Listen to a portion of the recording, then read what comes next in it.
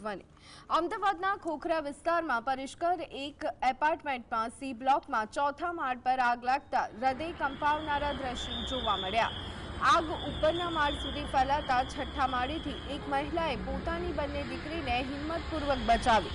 મહિલાએ પહેલા પોતાની બંને દીકરીને લટકાવી અને નીચેના માળ પર બે વ્યક્તિઓ સુધી પહોંચાડી।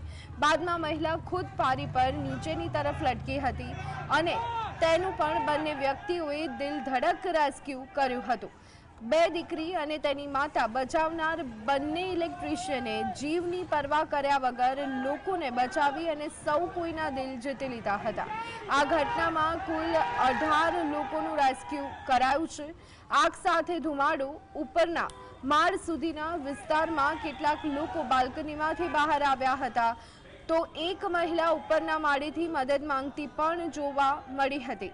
આગ જેવી ઉપરના માળ સુધી વિસ્તરી એટલે જીવ સટુસટની બાજીમાં એકબીજાએ મદદ કરી અને જાનહાનિને ટાળી હતી।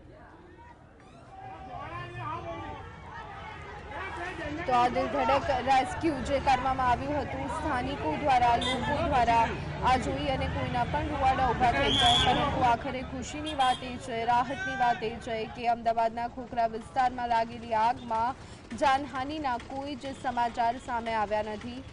મહિલાઓ દ્વારા બાળકી માટે કહી શકાય કે રેસ્ક્યુ મહિલાઓ દ્વારા કરવામાં આવ્યું હતું। આપ જોઈ રહ્યા છો કે નાના જે બાળકો છે તે બારીમાંથી પણ બૂમો પાડતા જોવા મળી રહ્યા છે।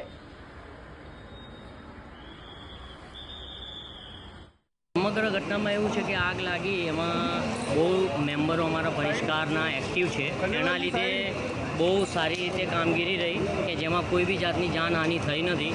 આ તો શોર્ટ સર્કિટ અને હમણાં જે પ્રમાણે કહીએ કે 43 ડિગ્રીમાં હીટિંગ થાય તો કોઈક વાયરિંગ શોર્ટ સર્કિટ થાય એવો બનાવ ઘણી જગ્યાએ બને છે।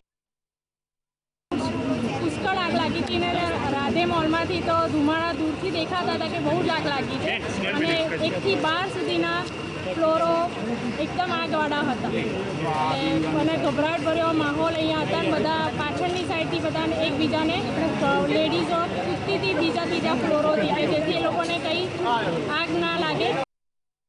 ત્યારે અમુક મારા ઘરમાં સૂકેલી હતી 3:30 વાગે અને એકદમ બૂમાબૂમ થઈ તો હું બહાર આવી કે શું થયું ઘરમાંથી જો જોયું તો બહાર ધુમાડા હતા, મને કશું દેખાતું નહોતું અને આગ બી સારી એવી લાગેલી હતી। અમે સાઈડ કરીને નીચે ઉતરેલા છે અને નીચે ઉતર્યા પછી એવી પરિસ્થિતિ હતી કે સડકોથી બાળકોને બી નીચે આપી દે ફેંકવામાં આવ્યા, નીચેથી પકડવામાં આવ્યા એવી પરિસ્થિતિમાં હતા। સાહેબ આગ લાગી હતી, થોડુંક સ્વરૂપ ભયાનક હતું પણ તરત સોસાયટીના યુવાનો અને બધા મિત્રો ભેગા થઈને અને પ્લાનિંગ કર્યું છે। ફાયર બ્રિગેડવાળા પણ આવી ગયા છે, આ કાબૂમાં છે। હું રસ્તામાં છું, ઓન ધ વે હું પહોંચું છું। હવે અત્યારે આવીને જ્યારે જોયું મેં ત્યારે બહારની જે ડક્ટ ખરી ને એની અંદર આગ લાગેલી છે, એ આખું બ્લેક થઈ ગયેલું છે। એકાદ બે મકાનના બહારના બારણા બળી ગયેલા છે અને કોઈ જાનહાનિ થઈ નથી।